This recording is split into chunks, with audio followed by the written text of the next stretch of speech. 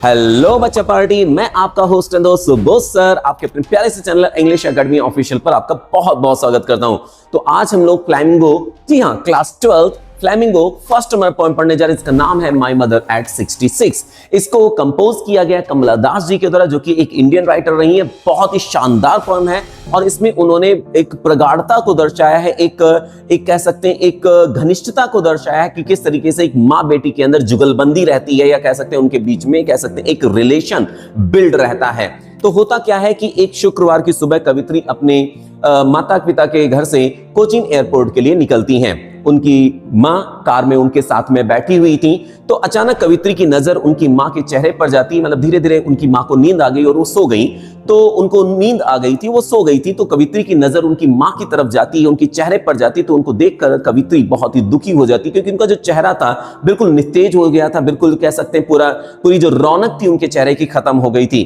कवित्री को बड़ा अफसोस हुआ कि यार कैसी मेरी माँ हुआ करती थी, आज देखो उम्र के इस पड़ाव ने देखो सब कुछ छीन लिया है। फिर इस विचार को अपने से दूर करने के लिए कि किसी तरीके से जो विचार है उनका दूर हो जाए, तो वो क्या करती हैं, वो बाहर देखना शुरू करती, मतलब कार में बाहर देखने लगती, जिससे कि उनका जो विचार है वो दूर हो जाए। फिर उसके उन्होंने देखा कि बाहर पेड़ पौधे उनको पीछे पीछे दौड़ते हुए नजर आ रहे थे। बाहर उन्होंने देखा कि छोटे छोटे बच्चे इधर उधर कूदते खेलते कूदते नजर आ रहे थे, अपने अपने घरों से बाहर निकल रहे थे। तब उनको इस चीज का एहसास हुआ कि यार बाहरी दुनिया में कोई बदलाव नहीं है, कोई परिवर्तन नहीं हुआ।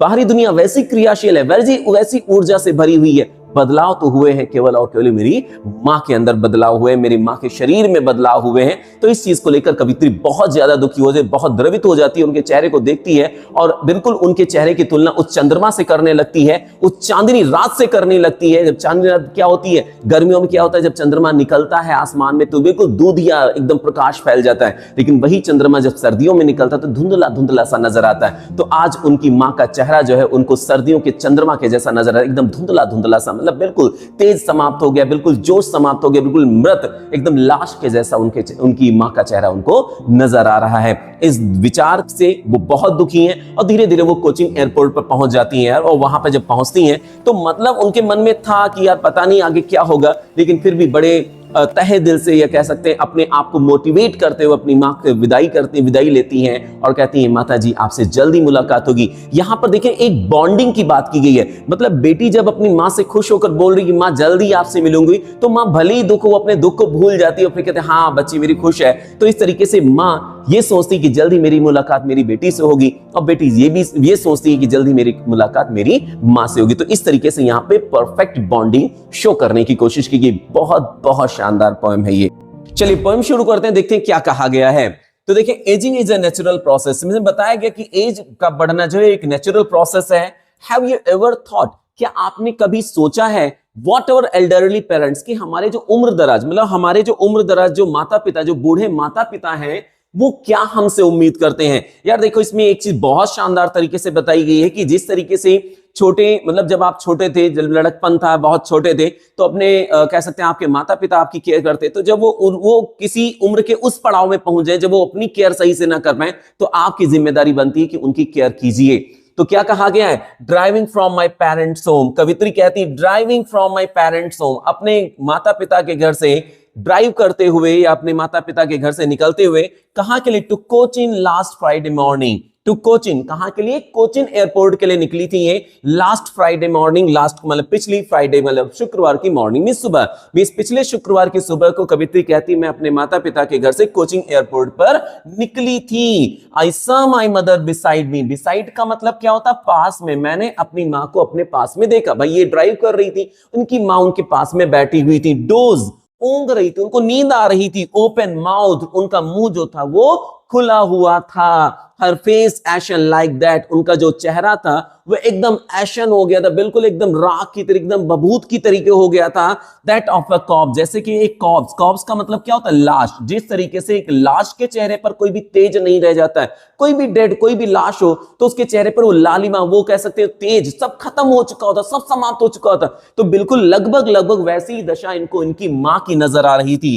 And realised with pain, and realised, एहसास हुआ, विद पेन, उस दर्द का, उस दुख का इनको एहसास हुआ, that she was as old as she looked।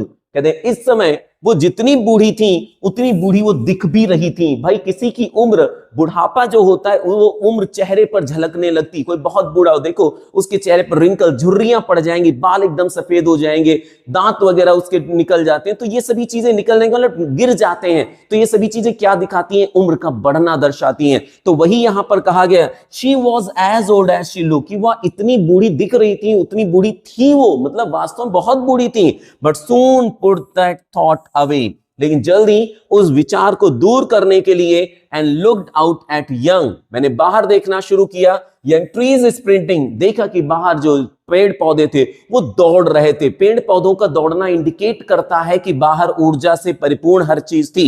मतलब पेड़ पौधे यहां पर अब दर्शाया जा रहा है, दौड़ रहे पीछे। अब देखा होगा कि जब भाई आप ट्रैवल कर, जैसा कि अभी आपको बताया, ट्रैवल कर रहे हो तो क्या महसूस होता है कि पीछे से पेड़ पौधे दौड़ रहे हैं। मान लो पहाड़ देखा तो ऐसा लग रहा है पहाड़ पीछा कर रहा है, ऐसा फील होता है ना। तो बिल्कुल वैसी अवस्था इनको महसूस हो रही थी। The merry children spilling out of their homes, इन्होंने देखा जो मैरी चिल्ड्रन, जो खुशी से भरे हुए जो बच्चे थे, अपने घरों से बाहर दौड़ते हुए निकल रहे थे। किस लिए? खेलने के लिए। आया चलो जल्दी से खेलते हैं।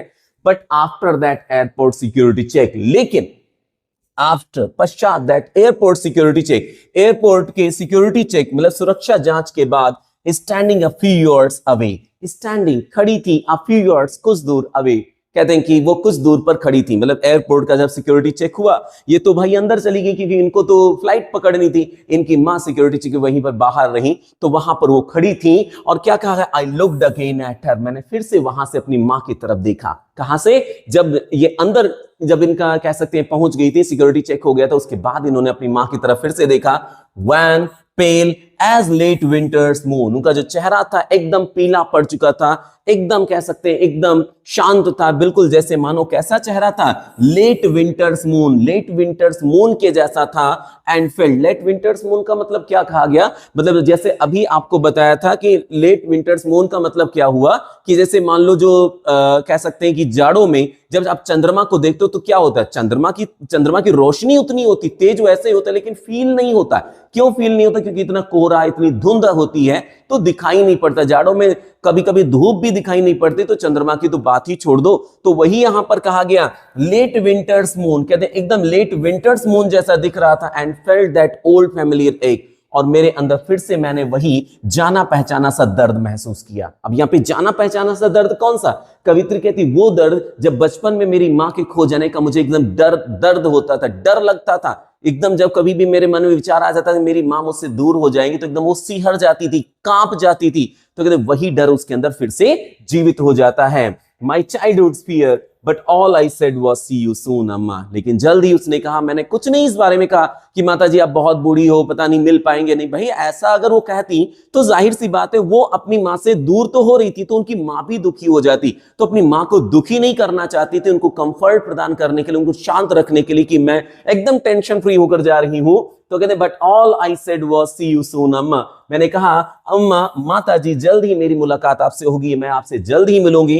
And did was smile and smile and smile, और जो भी मैंने किया, कुछ नहीं किया, मैंने इतना बोला कि मां जल्द ही मेरी मुलाकात आपसे होगी, या मैं जल्द ही आपसे मिलूंगी। और मुस्कुराई मुस्कुराई और मुस्कुराई, मतलब मुस्कुराते हुए मैं वहां से चली गई। इट मींस मैंने ये तक जाहिर नहीं होने दी कि वास्तव में मैं इतना दुखी हूं आपको लेकर, वास्तव में मैं इतना परेशान हूं, क्योंकि जानती कि माँ बाप जैसे ही जानेंगे कि उनका बच्चा परेशान है, तुरंत वो भी दुखी हो जाएंगे। और जो कवित्री हैं वो किसी भी हाल में अपनी मां को दुखी करना नहीं चाहती थी। आई होप आप लोगों को इस पोएम से बहुत कुछ सीखने को मिला है, क्लियर हो गया होगा।